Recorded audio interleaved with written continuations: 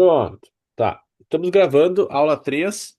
Para quem está ouvindo gravado, a gente vai primeiro finalizar as 4 questões que ficaram pendentes da aula de número 2, que eram questões da URGS. A aula 3 são questões do modelo Enem. E nessa questão 12, tá? Eu sempre recomendo vocês terem atenção numa coisa quando o assunto é solubilidade, tá? O padrão do coeficiente de solubilidade é em 100 ml. Mas às vezes a URGS muda isso, tá? Mas se o padrão ele disse aqui que os dados são para 100 ml e o sistema um, o 2 e o 3 eles estão para 50 ml, a primeira coisa que eu sugiro é que tu multiplique por 2 para que a massa esteja relativa ao volume correto, que é 100 ml. E nessa questão ele pede que vocês digam se tem uma ou mais do que uma fase em cada um dos sistemas. Sistema um, eu vou ter então 240 gramas em 100 ml de água a 30 graus. Eu vou aqui na temperatura de 30 graus, fica entre esses dois intervalos, então a resposta fica aqui entre 256 e 373. Como eu botei 240, é menos do que o limite. Então, o limite deveria ficar entre esses dois valores aqui. Então, ela é insaturada. Sendo insaturada, temos uma fase só. Risco AD, risco AE. Na 2, no sistema 2, eu dobrando então a massa devido ao volume ser só de 50, eu teria 600 gramas e a temperatura é de 35 graus. Continuamos aqui no miolo entre 25 e 40, só que fica mais próximo do 40 a solubilidade. Só que como ele colocou 600, isso excede e muito o limite, que ficaria, sei lá, entre 350, por exemplo, gramas. Então ele botou 600, o que faz com que tenha corpo de fundo, logo tem duas fases. E isso faz com que a resposta tenha que ser letra B, duas fases. Se nós formos comparar na terceira situação, 450 vezes 2, devido ao volume ter que ser dobrado, vai dar 900 gramas a 100 graus, sendo que o limite é 912 a 100 graus. Então, está abaixo do limite permitido de solubilidade. Vai caracterizar uma fase só, tá bom? Eu acho essa questão muito fácil, tá, pessoal? Minha análise sobre ela pensando na interpretação da mesma, tá? Já a questão 13 é uma questão que, sem querer, alunos de extensivo foram. Eu resolvi ela no extensivo essa semana. Depois que eu me dei conta, alguém disse isso, né?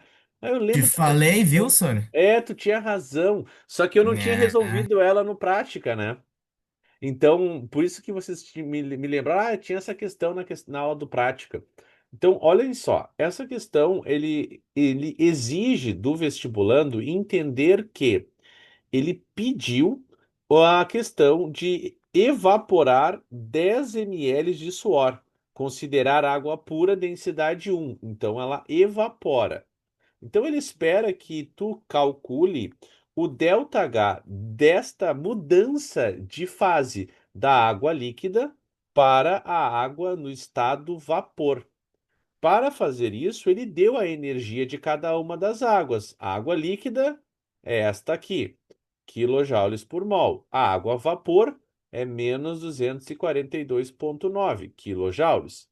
Para calcular o ΔH desta reação, eu tenho que fazer a variação da energia dos produtos, menos 242,9, menos a energia dos reagentes. E isso vai dar um valor positivo de 43,7 quilojoules. Só que esta informação, mesmo tendo alternativa, não é correta ainda. Por quê? Porque sempre o valor energético é por mol do ou da substância envolvida na reação. Veja, eu botei em vermelho. E um mol de água tem 18 gramas de água. Por isso que a URGS havia fornecido aqui então os dados da tabela periódica. E ele não evaporou 18 ml, ele evaporou só 10 ml, lembrando que ml e massa vai ser igual porque a densidade é 1. Então, se 43,7 quilojoules é a energia para 18 ml de água, 10 ml de água é menos do que isso. E isso da letra A, 24,3 quilojoules, tá? Questão da URGS, letra A, nível honesto, diria eu. Nível honesto, tá? Nível tranquilo, mas não é impossível de fazer. Não acho algo extremamente complexo, tá? Método tranquilo. Já a questão 14 e a questão 15, quando eu selecionei essas questões, eu achei bem relevante discutir isso aqui com vocês, tá? Na questão 14, ele pede quais são as afirmações corretas. E a forma, para quem não é meu aluno do extensivo, que eu explico isso aqui, ela é bem direta e objetiva. Na afirmação 1, ele diz que a molécula, esta aqui, CH2Cl2, tem momento dipolo não nulo. O que que ele quer dizer com dipolo não nulo? Se não nulo, não zero. Se não é zero, isso significa que a molécula é polar. Vejam, ele está afirmando que a molécula é polar. E na verdade, isso é verdade, é correto. Porque carbono, como todo mundo aprende, ele faz quatro ligações. E essas quatro ligações envolvendo cloro e hidrogênio vão ter ligantes diferentes. Se os ligantes são diferentes em relação ao átomo central, então cloro é diferente de hidrogênio, então vai ter diferença de eletronegatividade. Como ele não define as posições dos ligantes, eu não tenho que me preocupar. Eu sei que os ligantes, sendo diferentes entre si, o que são, há diferença de polaridade desta molécula. Então, ela é polar. Já na afirmação 2, ele diz que BeH2 é polar. E isso é falso. Por quê? Porque o Be ele tem dois elétrons e se ele tem dois ligantes iguais, no átomo central Be não tem sobra de par de elétrons. E isso classifica ou caracteriza esta molécula como sendo apolar. Então, A2 já está inviável aqui nesta parte inicial. E aí ele tenta justificar o motivo, que era devido à diferença de eletronegatividade. Ok, existe, mas como ela tem uma outro átomo de hidrogênio no lado oposto, isso inviabiliza a afirmação 2. E na terceira afirmação ele fala: o BF3 tem momento de dipolo maior que o BF3. De novo, momento de dipolo, ele está dizendo que ele é mais polar, entre aspas. Momento de dipolo. Ele está afirmando que o BF3 é mais polar. E sabe qual é o problema dessa? É que um vestibulando que tem um bom domínio químico das coisas vai achar que ela é verdadeira pelo fato de que o F é mais eletronegativo que o cloro. Mas ela é falsa. Por quê? Porque B faz três ligações. E ele não tem sobra de par de elétrons no átomo central. Então, se os ligantes são sempre iguais, três Fs ou três cloros, esta molécula não tem polo. Sendo apolar, ela já não tem momento de polo. Ela não vai ser maior, porque ambas são apolares. Então a resposta é letra A, apenas a afirmação um. Seguimos? Tudo certo? Quantos somos agora nesse momento? Deixa eu Gosto. ver. Ó, já tem 13 aqui. Muito bem, bem-vindos. Boa noite para aqueles que chegaram e eu não vi, estava concentrado falando aqui. E agora a gente chega na última. A última, ele espera que vocês saibam quem é sulfato de cálcio. É SO4 e o cálcio na frente, de hidratado, duas moléculas de H2O.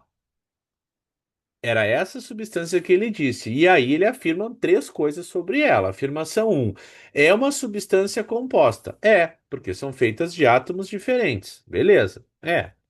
Afirmação 2. Então a primeira tá certa. É um oxiácido. Não, não é. Isso aqui é um sal. É um sal. Gesso, galera, é um sal. Ah, mas por quê? Porque tem metal, metal e ametal. E nesse caso, né, para ser um óxido, lembra? O O tem que estar na direita de um átomo binário, de uma molécula binária. CaO é um óxido. Isso é um óxido, mas isso aqui, ó, é um sal. Então ela é falsa. E a terceira diz: apresenta ligações iônicas e covalentes em sua estrutura. E é verdade.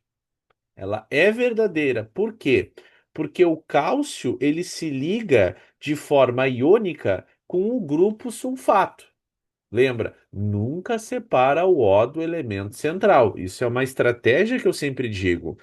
Sulfato dentro dele, ele faz, lembrem, as ligações covalentes. Ele faz isso aqui, ele faz a dativa, e esse é o grupo sulfato, em que tu tem dois oxigênios necessitando de elétrons, e o cálcio entra nessa parte na ligação iônica. Mas dentro do grupo sulfato, a gente tem ligações compartilhadas, chamadas de covalentes.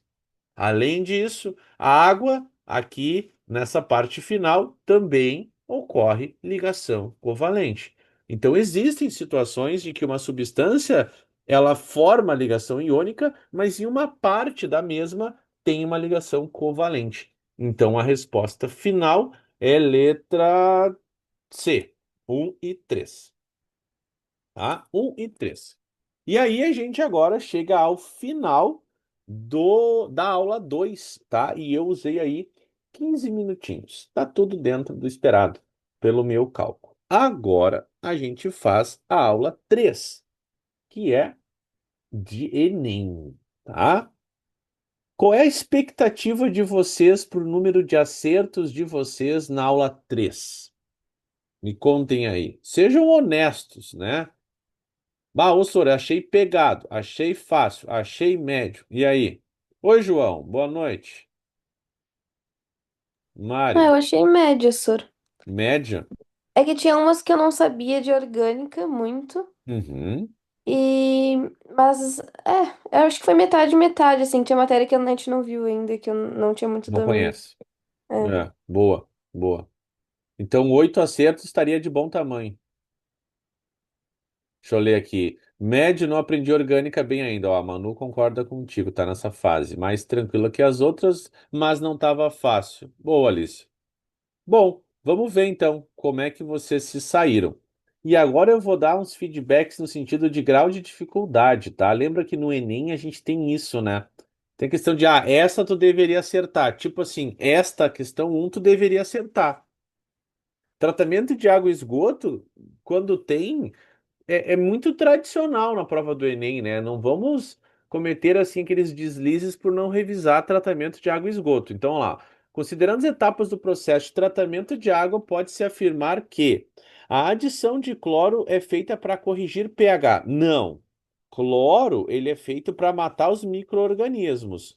Então, tá errado. B. A adição de flúor é o método utilizado para eliminação de germes. Não, é o cloro, não é o flúor. C. A dureza da água é diminuída com a adição de óxido de cálcio, isto é, cal virgem. Na verdade, é o oposto, tá? Ah, mas eu não sei o que que é água dura. Se tu não sabe, anota. Água dura é uma água que tem metais do grupo 2 dissolvidos. Então, cal virgem, que é o óxido de cálcio, traz cálcio, e cálcio é metal do grupo 2. Então, ter cálcio nesta água aumenta a dureza. Em termos práticos, na vida real, a água dura, se tu tomar banho, não fará espuma no shampoo ou no sabonete.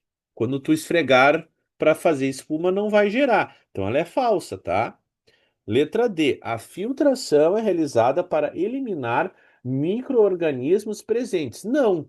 Lembra, a filtração ela não pega os micro-organismos, eles são muito pequenos. O cloro mata quimicamente. A filtração remove as partes maiores que estão lá dentro dispersos, né, do processo. E a resposta é letra E. A decantação é caracterizada pela sedimentação de partículas de sujeira.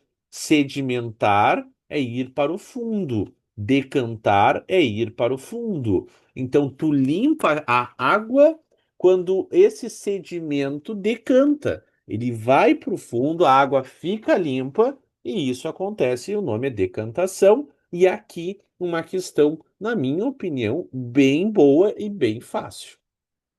Ô, só desculpa, por que que não é C mesmo?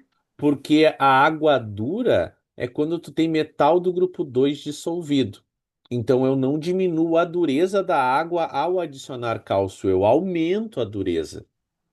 Tá, entendi. Olha, Obrigada. olha, na verdade, essa é uma afirmação bem legal de errar, né? Porque se o professor de química não aprofunda esse ponto, tu vai achar que deve ser, sei lá eu, porque talvez o cara confunda a letra E, tá muito na cara que é. Aí o que que o vestibulando faz? Não marca, porque ele acha que tem alguma coisa mais ali óbvia que não é aquilo, né? Mas enfim, boa pergunta. Podemos seguir? Questão 2, nível mais difícil, tá? Nível mais difícil, por quê? Porque ela é trabalhosa. Matematicamente, ela é uma bosta. Ah, mas e se cai no Enem? Às vezes o Enem não está preocupado com os números, ele joga aquilo ali e acabou. Qual é o único problema aqui que tu precisava, e aí foi um erro meu de colocar, eu não coloquei a massa padrão do mercúrio, que é aproximadamente 200 gramas por mol. Não sei se vocês se deram conta disso. Tu precisava. Ah, mas por que que eu precisava? Porque a questão me dá a massa em gramas e as unidades da tabela são em mol. Vocês estão vendo aqui? Então, eu para converter massa para mol, eu preciso da massa da tabela, tá? Eu precisava fazer isso. Ah, mas eu não fiz isso. Então, tu errou ou tu chutou certo. Por quê? Porque ele diz que o limite detectável em alimentos contendo mercúrio é de 5 vezes 10 na menos 4 gramas por quilo de alimento. Só que a amostra que ele tem 5 amostras em 25 gramas do alimento. Então eu tenho uma diferença aqui de massa. Só que as informações de cada amostra, elas foram dadas em mol e o padrão é em grama. Então eu tenho que fazer esta conversão. Então, qual é a rota? Não existe um jeito correto, existe várias formas de fazer. Ele quer como objetivo da questão qual é a amostra que pode ser comercializada sem oferecer problemas ao consumidor. Quer dizer, qual é a amostra que tem menos mercúrio do que o permitido? Pegar a ideia? O que excede não pode. Tá, mas o senhor, então é a amostra menor, certo? É a amostra que tem menos, porque se cada letra de alternativa Cada alternativa é uma amostra, só pode ser uma. Qual é a amostra menos pior por ter mercúrio? A obviedade tem que ser dita. Rafael, a amostra tem que ser aquela que tem menos quantidade. Então acabou. É letra B e eu não fiz nenhum cálculo. Tu pega aquela que tem o menor valor de mols na tabela. E se tu fizesse isso, tu acertava a questão. Vocês entenderam o que eu estou querendo dizer? Se eu tenho na vida real alimentos que contêm mercúrio e existe um limite de quantidade de mercúrio, qual é a amostra ideal destas? A que tem menos. Isso é pensar de forma lógica. Aí o cara vai dizer: pá, ô, senhor, eu não pensei assim. Eu fui lá e calculei tudo. Tem algum problema? Não. Mas tu tinha que ser capaz de também chegar na amostra de número 2. Vocês entendem o que eu estou querendo dizer? Faz sentido o que o senhor Rafa está falando para vocês? Então eu tenho que mostrar técnicas de resolução. E no Enem a gente está focado na questão ambiental, galera. Mercúrio. Eu sempre falo que Mercúrio é sempre alvo de questões do Enem. ou em questão de obtenção de ouro, ou na questão do garimpo, ou na questão de comer um peixe que veio do garimpo, que está impregnado de mercúrio, que causa doença nas pessoas. Isso é Brasil, isso é Enem. Ô, Rafa, faz a questão? Vou fazer. Olha só. Se a gente for calcular cada uma das etapas, eu posso escolher uma. Vou escolher. Primeiro, 5 vezes 10 na menos 4 é a quantidade em gramas de 1 quilo, 1.000 gramas. Eu tenho amostras de 25 gramas. Então, qual é a massa que tem aqui? A primeira regra de 3 seria essa. Tá, beleza. Então, eu vou fazer 25 vezes 0,0005. Tá. Isso dá 0,0125, tá? Na verdade tem erro. Peraí, divididos por. Aí eu vou dividir por 1.000, tá? Então vou botar o resultado final. Vai dar um monte de zero, tá? Aí eu vou deslocar a vírgula, vou botar já com notação científica, para a gente ganhar tempo, tá? Vai dar 1,25 vezes 10 na menos 3, 4, 5. Menos 5, tá? Gramas. Rafael, mas a tabela não tá em gramas, tá em mol. Então eu faço a segunda regra de 3. 200 gramas é a massa para 1 mol. Eu tenho 1,25 vezes 10 na menos 5 gramas. Jesus! Então eu pego esse valor e divido por 200. Agora eu vou pegar então esse valor e dividir por 200. E esse x vai dar 6,25 vezes 10 na menos 8 mol. Esse valor, 6,25 vezes 10 na menos 8 mol. Este é o valor de Hg máximo permitido. Máximo permitido. Então, né, de HG2. Qual é a unidade, qual é a amostra que tem menos do que isso? Esta aqui, na escala do 10 na menos 8. Vocês estão vendo lá? Qual é a única que não excede o limite? Lembrando, 1 vezes 10 na menos 8, que é o valor da amostra 2 aqui, é um valor menor do que esse aqui. Então ela não excedeu o limite. Então ela é a que eu posso dar para o consumidor. Alguém fez o cálculo ou alguém fez a lógica? O que que vocês fizeram aqui nessa questão? Eu demorei um século e fiz o cálculo. E chegou? Também.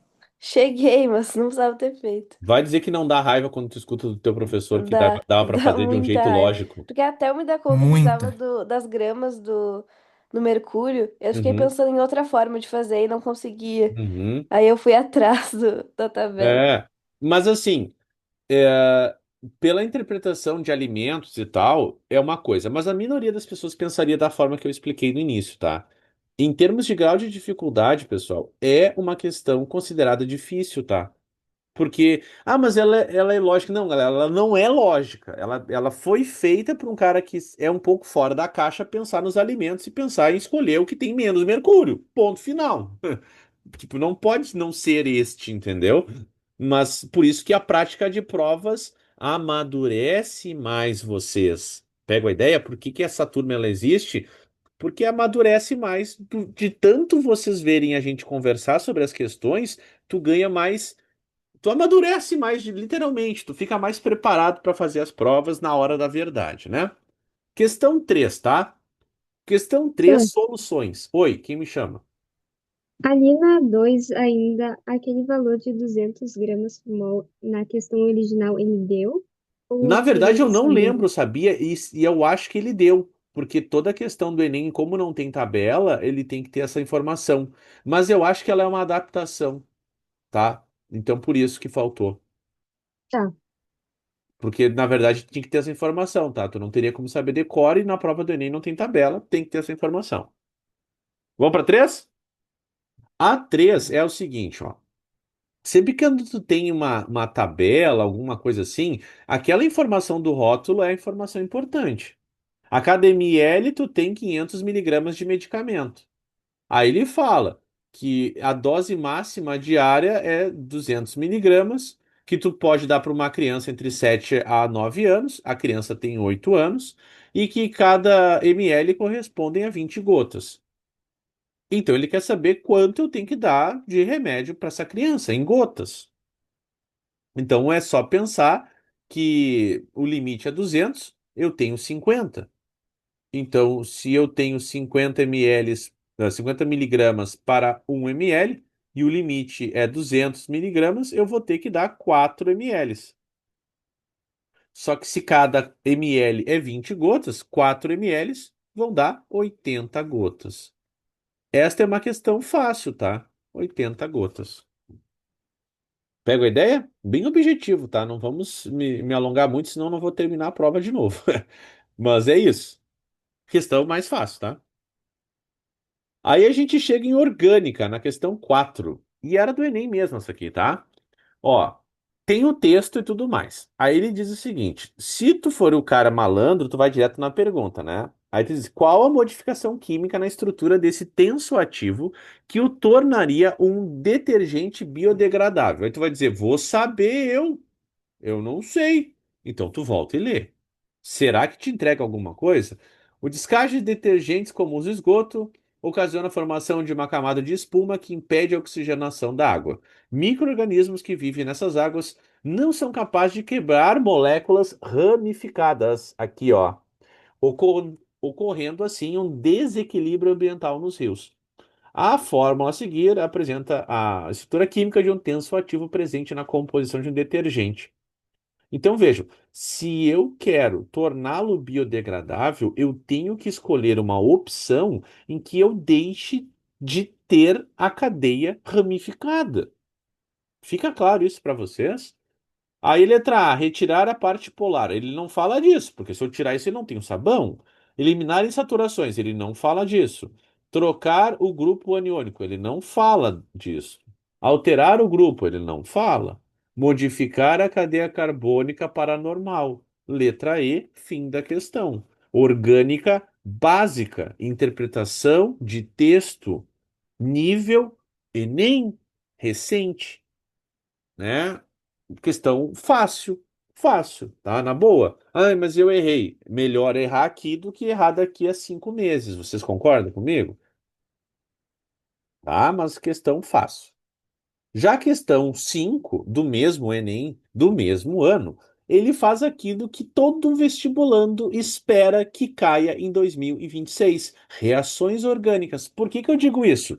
Porque tem gente aqui mais experiente, sabe o que eu estou dizendo. Já faz 2 anos que a prova ela negligencia com profundidade as reações orgânicas. O cara estuda, aprofunda, tem zilhões de reações e não tem caído. Cara, tá na hora de voltar.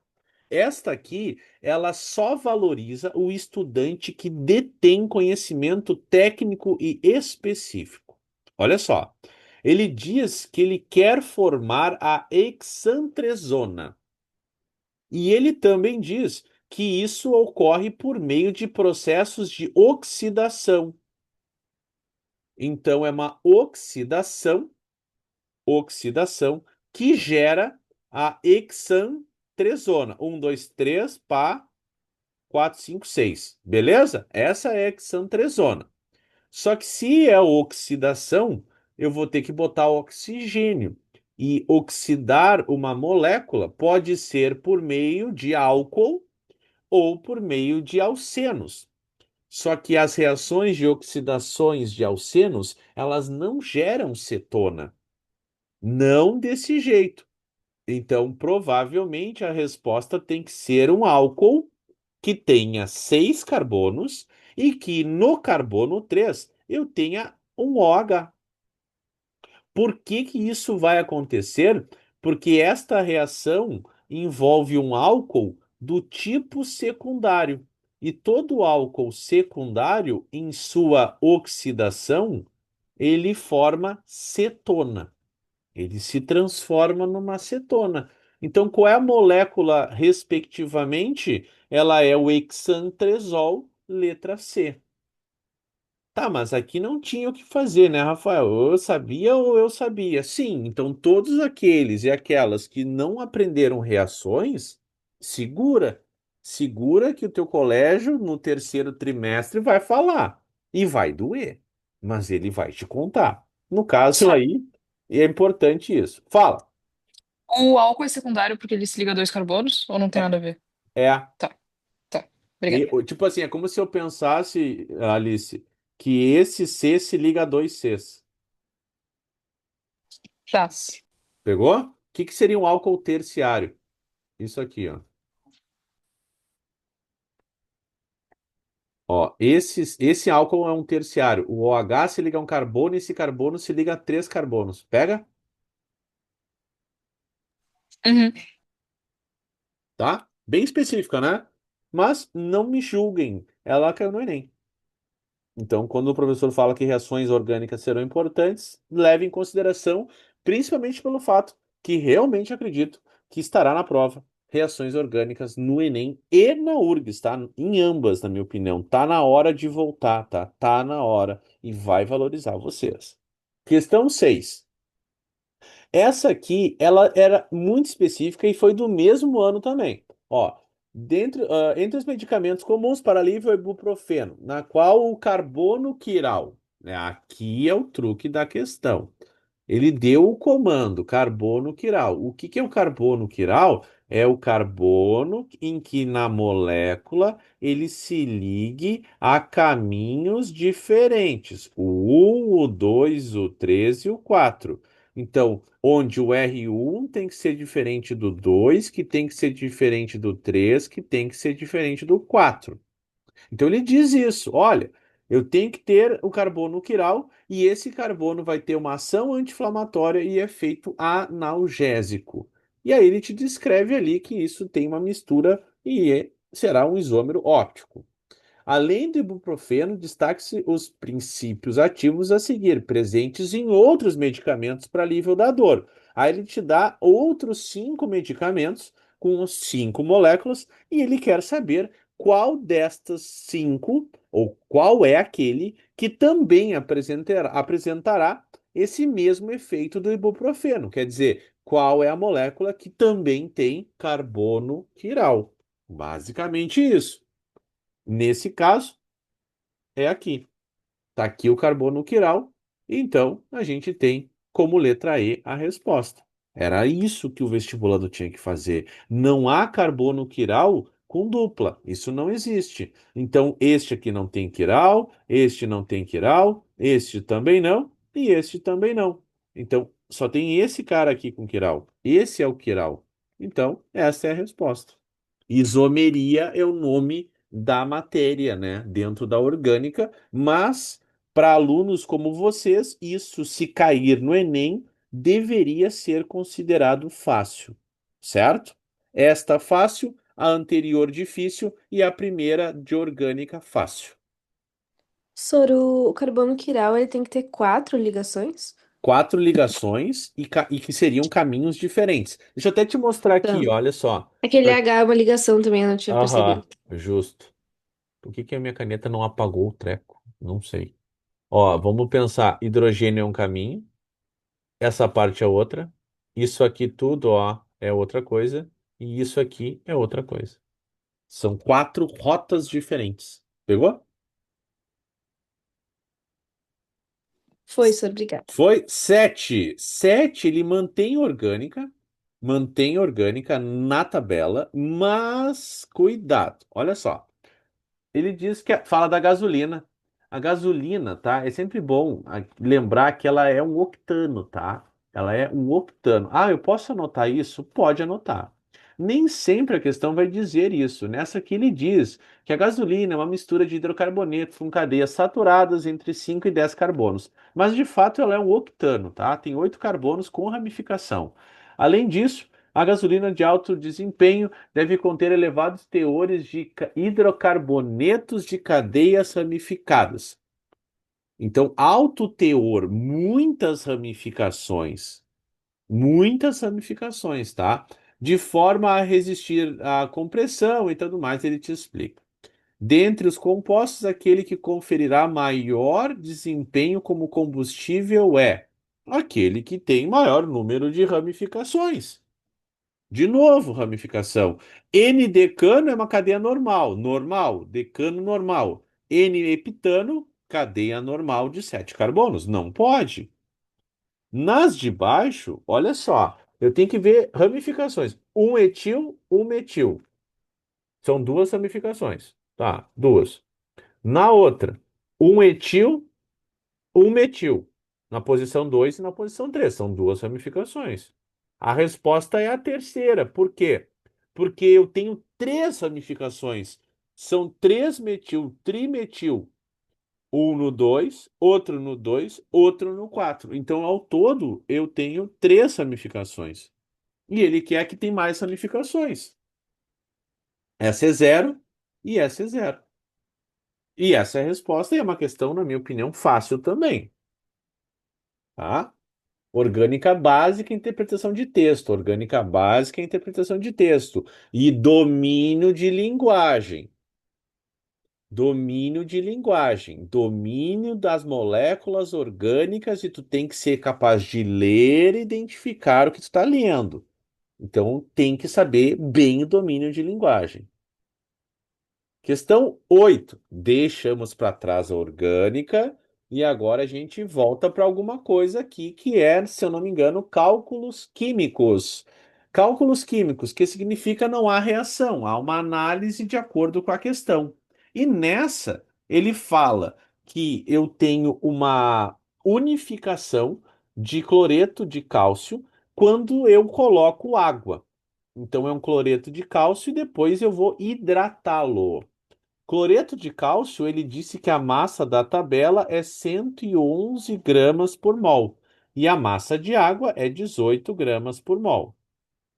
E ele pergunta: a hidratação da substância presente no antimofo, o ganho percentual em massa é mais próximo de quanto? O que que isso significa? Quanto de massa percentual o cloreto de cálcio ganhou quando entraram duas águas lá dentro?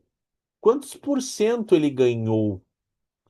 Então lembra que se eu tenho CaCl2, a massa é 111 gramas. Depois que eu adicionei duas moléculas de água, eu estou adicionando ao peso inicial 36 gramas. Quantos por cento 36 valem em relação ao 111 inicial? Não sei. X. 111, a massa inicial é 100%.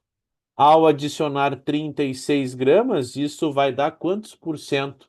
Resposta: 32. Letra D. Isto é importante. Só por que que a massa inicial não seria. O cento e esse- quarenta e sete. É, porque eu Quem fiz pensa com. como ela, levanta a mão. Sorzinho, se for 147, eu marcaria letra C. Desgraçado. Por que que não é? Sabe por quê? Vou explicar. Existe uma coisa chamada interpretação de texto. E, na verdade, ele está dizendo o seguinte, tá? Presta atenção no mundo real. Imagine o Sr. Rafa, eu tenho 80 quilogramas. E eu, em um ano que a gente não se vê, tu diz, ah, senhor, tu engordou, hein? Quantos quilos tu engordou? Aí eu vou dizer, bah, eu engordei 8 quilos. 8 quilos, certo? Aí eu vou dizer para vocês, ou tu vai saber, bah, senhor, mas o ano passado tu pesava 80, né? É, tu pesava 80. Agora tu engordou 8 quilos. Quantos por cento 8 quilos são da massa inicial que eu tinha?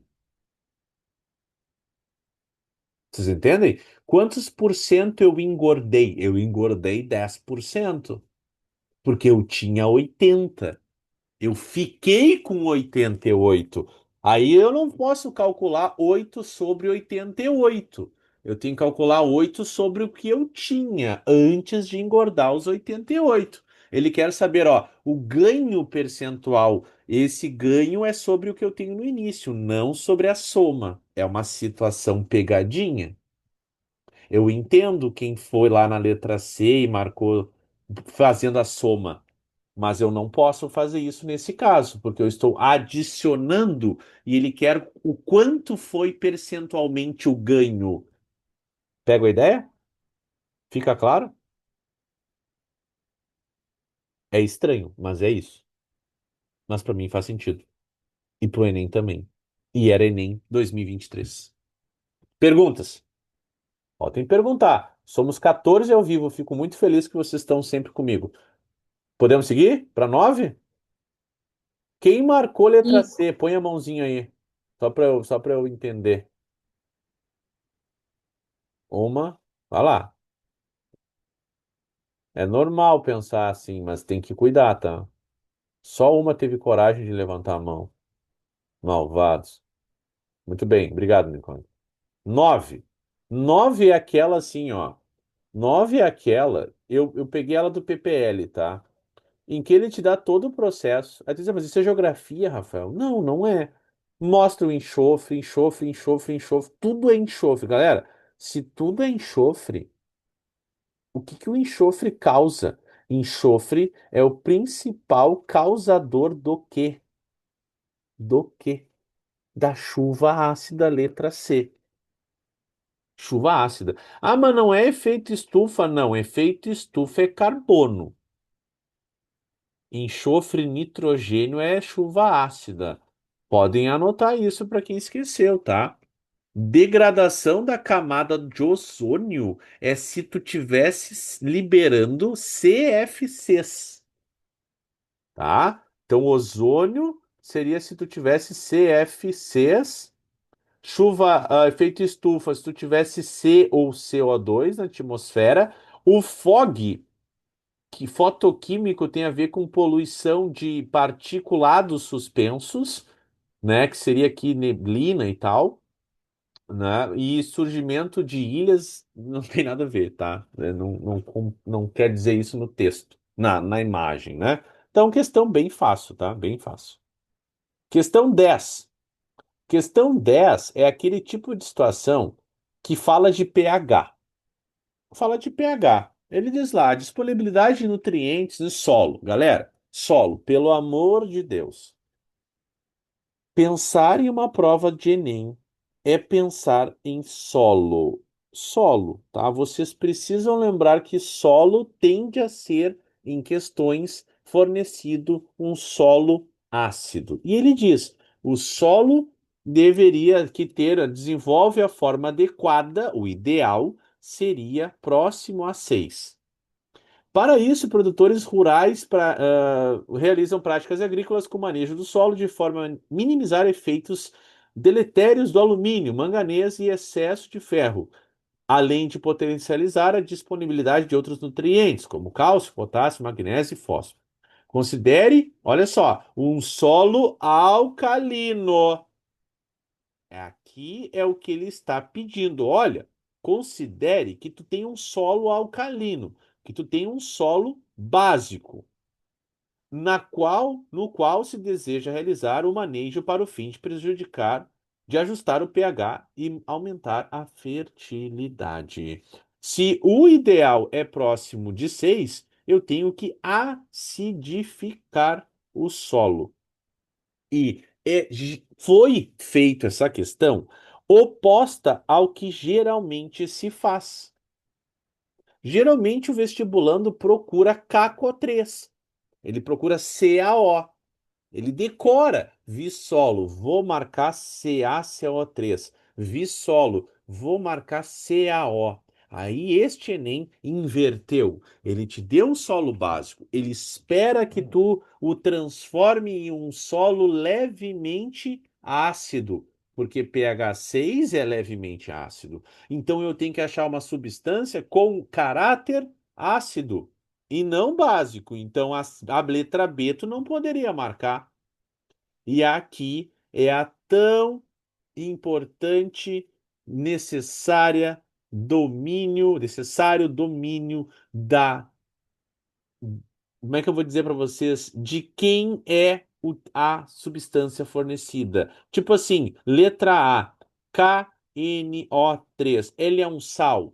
Ele é um sal de caráter neutro. Neutro. Como é que eu sei isso, Rafael? Potássio G1, base forte KOH. NO3 ácido, NaNO3, ácido forte. Então, se a base é forte e o ácido é forte, o sal é neutro, não me resolve. CaCO3 é um sal básico, não me resolve. Então, aqui não me resolve porque é um sal básico.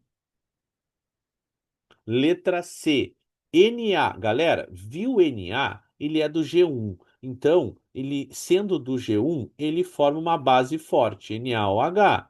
Então não me adianta, porque na pior das hipóteses ele vai ser neutro, que é o caso, porque ele vai ser básico nesse caso.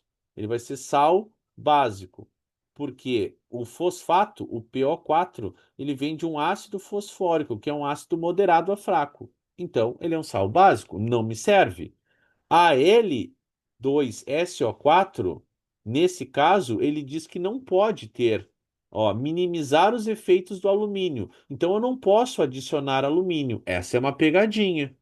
A resposta oficial é letra E. Mas por que, Rafael? Porque amônio NH4 forma hidróxido de amônio, que é uma base fraca. E o grupo SO4 vem do ácido sulfúrico na reação de neutralização, que é um ácido forte.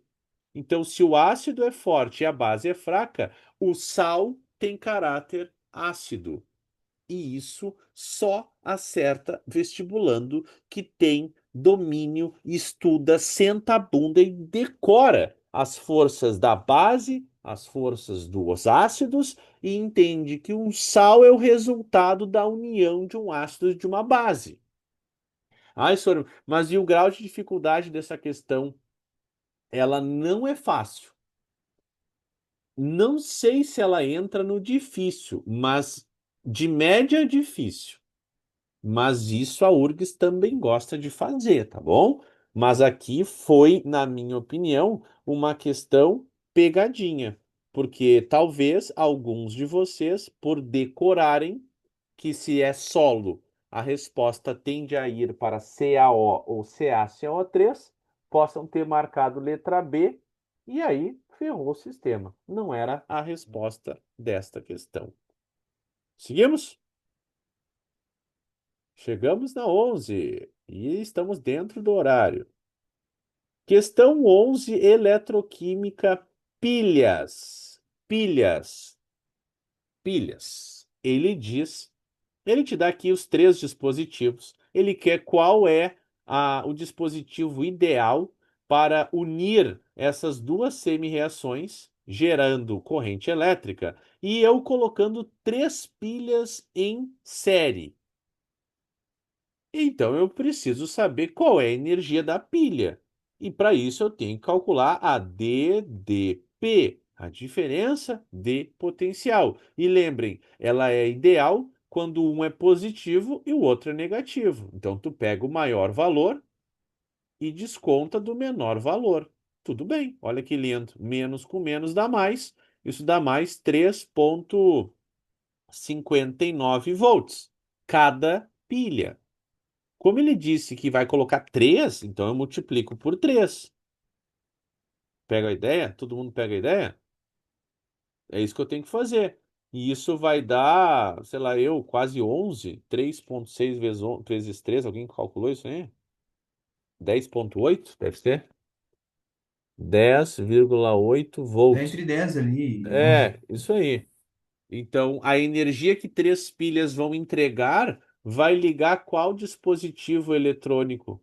Então, carrinho de controle remoto, senhoras e senhores. Olha lá, ó. Então é letra D. Enem, grau de dificuldade. Olha, para aluno que aqui está, que quer MED ou engenharias, ela tem que ser fácil. Não vou mentir. Ai, mas e no Enem, Rafael, que no TRI? Ela é um TRI médio. Ou difícil, por incrível que pareça, porque as pessoas não sabem eletroquímica, tá? Mas eu acho para vocês uma questão fácil, deveria ser, tá? E se errou, beleza, faz parte. Por isso que é uma prática de provas, é treinar, treinar, treinar. Na 12, a gente tem, olha que legal, né? A 12 é sempre uma coisa que eu falo em aula. Ésteres são aromas. Ésteres são aromas, né? Aqui meus alunos que estão no colégio também, eles devem me achar um pé no saco, porque eu falo, falo, falo, e aí agora eu tô mostrando, olha só, aromas, ésteres, kiwi, banana, pêssego, rum, uva. Aí tá ali o nome das moléculas. Ele quer o aroma do flavorizante derivado do ácido etanóico que tem uma cadeia saturada. Aí tu pensa assim, tá, mas peraí. Peraí, Rafael, isso aqui não é só éster. É, não é. Por quê? É uma reação de esterificação. A reação de esterificação é aquela que forma um éster. Só que o éster vem de uma reação que envolve o ácido carboxílico mais um álcool. Gera um éster mais água. É uma das reações mais fáceis e tradicionais na prova do Enem, a esterificação. Só que se ele te disse que o teu ácido é um etanóico, ele está te dizendo que et são dois carbonos, né, pessoal? Então, o meu carinha da esquerda, ele tem que ser um ácido com dois carbonos. O que que isso significa? Que o meu éster vai começar com dois carbonos. O que vem depois, aqui, R. R. Só que não pode ser insaturado. Agora eu tenho que procurar isso na questão. Tem dois carbonos o benzoato? Benzoato é benzeno. Não pode. O Kiv está fora. Acetato de isoamila começa com dois carbonos, beleza? O que que é o CO2 aqui, ó, pessoal? O que que é o CO2? Tá vendo isso aqui? CO2, CO2, CO2. É o nosso éster, né? É o éster. CO2 é isso aqui, ó. C dupla O, O. Então eu tenho que olhar antes do C. Esses dois são dois carbonos antes do C. O de baixo são três, então o rum está fora. Esse aqui são seis. A uva está fora e o kiwi está fora. Então, na realidade, eu só fico com duas possibilidades: o acetato de isomila, que é banana, e o pêssego. Dentro das duas situações, qual é aquela que ele descreve como a correta? Vai ser a banana ou vai ser o pêssego? Como que eu faço para ter essa distinção? Se fosse uma questão que te dissesse que pode aromático, seria o pêssego. Mas aromático, ele tem o quê? Uma cadeia insaturada. E ele pediu uma, olha aqui, ó, saturada. Saturada. Então eu não posso ter C6H5, porque ele acabou enfiando ali um aromático. Então a resposta é banana, letra B. Ai, só, mas não gostei dessa, porque ele condensou a molécula orgânica, não ficou claro, eu não consigo ver. É, eu sempre falo isso. O mundo do vestibular não está preocupado com vocês. Ele não está preocupado em abrir a molécula. Ele espera que tu seja capaz de ler aquilo e entender o que está lá dentro. Então, para mim, é uma questão Professor, bem legal, tá? Fala. olha só, eu me perdi. Por que que o rum não pode ser? O rum, porque ele tem Isso. três carbonos a partir do O. Conta aqui comigo. Um, dois, três. E isso não é Tá, entendi. etanol, é prop. Tá, tá, entendi. Obrigada. Pegou? Mais Isso, alguém? sim, Por obrigada. favor. Chama, tem que fazer como ela fez. Tem que chamar. Deu? Então tá. Vamos lá. Professor, questão fácil? Não, não é uma questão fácil, tá? Questão média? Não é uma questão média. Eu acho uma questão difícil. Tá, na boa, eu acho essa questão difícil, porque ela tinha essas pegadinhas escondidas, tá? E ela é do Enem mesmo, tá? Tipo, não é uma questão fácil. Questão 13. Sabe aquela coisa que tu sabe que existe, mas que às vezes tu paga pra ver e diz, nah, não vai cair? Tempo de meia-vida. É, questão 13 eu resolvi botar um tempo de meia-vida. Tá lá, né, naquela parte do teu cérebro assim que, é só ir dividindo. É verdade, é só ir dividindo. Ele diz que o tempo de meia-vida é 5 anos e que se passou 35 anos. Primeiro, descobre quantas meias-vidas passaram. Entendeu isso? Como é que faz? Divide. 35 por 5 dá quanto? 7. Então são 7 meias-vidas. Então essas 7 meias-vidas, eu tenho que pegar a massa radioativa inicial. Ele disse 500 gramas. E ele quer saber, depois de passar 7 meias-vidas, qual é a massa residual do pesticida? Então eu vou ter que dividir isso por 2, uma vez, 250. Pela segunda vez, 125. Pela terceira vez, 63 e 62,5, isso? Divido por 2, 31,25. Divido por 2, quinta vez, já me perdi. Dá quanto isso aqui? 15 ponto alguma coisa? Me ajuda aí, alguém fez? 15,67, sei lá, eu. Divide por 2, sexta vez, dá 7,8. Divide por 2, sétima vez, 3,9. Pronto. Tem que dividir 7 vezes por 2, né? Fiz, ó, bem devagar. E aí, letra A como resposta final, tá? Não se surpreendam se cair modelos atômicos ou questão de tempo de meia-vida, radioatividade, partículas alfa, beta, gama, nesse tipo de questão no Enem, né? Principalmente no Enem, previsível. Assim como NOx, como a questão 14. NOx, reação de oxidação, reação de redução também. Ele diz nessa aqui, a reação de redução do cobre ocorre em qual etapa? Enem 21. Eu tenho que procurar o momento em que o cobre deixará ou reduzirá o seu NOx. Então eu sempre começo pelo cobre sozinho, porque cobre sozinho o NOx é zero. Metal ligado, mais 2. Metal ligado, mais 2. Cobre ligado, mais 2. Cobre ligado, mais 2. Né? Então, se o metal está ligado, ele está oxidado. Se o metal está sozinho, ele está reduzido. Então, eu tenho que pegar do cobre positivo pro sozinho, porque ele vai reduzir. Então, é a etapa 5.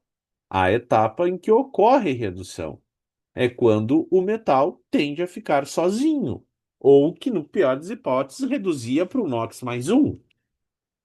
Grau de dificuldade, olha, média, média. Para vocês, talvez poderia ser fácil, na minha opinião, né? Ai, mas eu não lembrava. Beleza, mas é isso aqui. Ô, senhor, tem uma dúvida. Fala, Alexandrão. No nitrato de cobre ali, tá? Hum, Por que que o cobre é mais dois? Porque. porque eu escorrego invertido. Vou te Tá, mas mostrar. eu digo assim, se tu multiplicar o nitrato ali, né? Ah, sim, pelo chiqueirinho aqui, a selha, aquele assim. Isso, né? Não, eu não recomendo a fazer isso quando o teu metal é metal de transição. Tu tem Hum, que fazer o contrário. Tu tem que lembrar, infelizmente, que o nitrato é menos um. Então esse um tá aqui. Então quer dizer que esse 2 é o escorrega para ah, cima. sim. É Ah, desse verdade. cara. Pegou? Sim, O sim. 2 Tu do viu? denominador do nitrato pertence ao cobre, Sim. porque Tá, tá é certo. metal de transição. Então se tu fizer o chiqueirinho, tu vai errar, porque aí tu nunca sabe, porque metal de transição o NOx é variado, né? O cobre pode ser 2, o cobre pode ser um. Pois é, pois é. Então Fiquei tu com não essa teria dúvida. como saber. Ah, então como é que eu ensino, tá? É sempre fazer escorrega de baixo para cima. O número de baixo pertence ao metal de transição. Não, Sim. filha, ainda não. Tô chegando na última. Minha filha perguntou se eu terminei. Pegou? Sim, valeu. Tamo junto. Então chegamos à última! 7:30 da noite! E voltamos para orgânica. Essa questão, pessoal, é domínio de ácido e base de Brownstein ou de Lewis.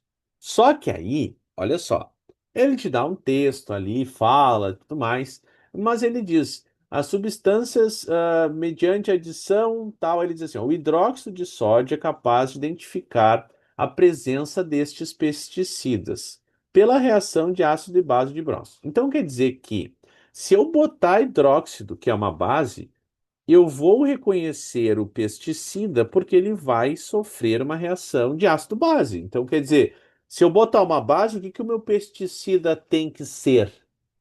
Fica claro que ele é um ácido. O meu pesticida, para reagir com uma base, tem que ser um ácido. Tá, mas e aí, Rafael? Eu tenho 5 moléculas. Como que eu vou saber se nenhuma delas é um ácido carboxílico? Não é, Rafael, não tem ácido carboxílico. Sabe como é que eu digo para vocês a resposta? E aqueles que nunca ouviram isso e não sabem desse jeito, é bom anotar. os compostos halogenados, aqueles elementos orgânicos que detêm grupo 17, cloro e flúor principalmente, são moléculas orgânicas que apresentarão caráter ácido. E que, quanto mais elementos do grupo 17 estão conectados na molécula, mais ácida ela será. Sendo assim, a resposta é a letra C, pois a molécula 3 é a que detém a maior quantidade de compostos halogenados. Aí tu pensa, tá brincando, Rafael, é verdade? E não sou eu que inventei a questão. Ele cobrou, ele quem? O Enem cobrou propriedade das moléculas orgânicas. E não é uma coisa solta que caiu só em 2021. Não, isso vem aparecendo e aí tu pensa com um grau de frequência considerável. Então não dá para só entrar no Enem sabendo a química orgânica básica. Vejam, caiu reações, cai reação difícil, pode cair reação mediana, que são as tradicionais, pode cair propriedades, aquela questão ali do éster, da banana, do pêssego, que ele condensou a molécula para dificultar a tua visualização. Tudo isso são questões relevantes na orgânica, que, né, tem uma parte fácil, mas também tem a parte da orgânica difícil. Então, pessoal, a gente chega ao fim da nossa aula 3. Nesse caso, concluímos tudinho agora, estamos em dia, tá? Nas próximas 2 semanas, a gente vai fazer um break de 2 semanas, mas isso não significa que tu não vai receber material, tá? O que que a gente vai fazer? Amanhã ou até quinta-feira, eu vou liberar o caderno de número 4, tá? E o caderno de número 4, mandando para vocês, em breve eu mando também gabarito, mas depois a gente faz a correção dele, tá? Então a gente pausa 2 semanas e a gente volta dia. Deixa eu ver aqui o número do dia. Dia. Peraí, deixa eu ver. Dia 5 de agosto, tá? Então a gente fica aí. Vocês vão ter o caderno para fazer. E aí depois a gente corrige o caderno de número 4. Já essa semana eu mando o caderno para vocês. Certo, pessoal?